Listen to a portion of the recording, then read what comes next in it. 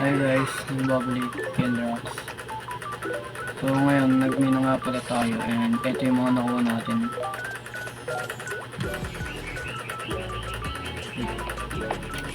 Ayan, medyo nakadami tayo ngayon. And magpapalevel muna tayo para makakuha ng fortune ko. Kasi pwede lagyan ng fortune isa.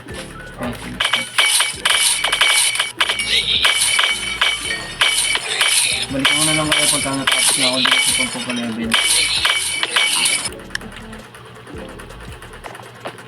Okay guys, tapos tayo magpa-level 30 and kukuha na tayo ng fortune tree para makakuha na natin itong diamond. Magaling ako.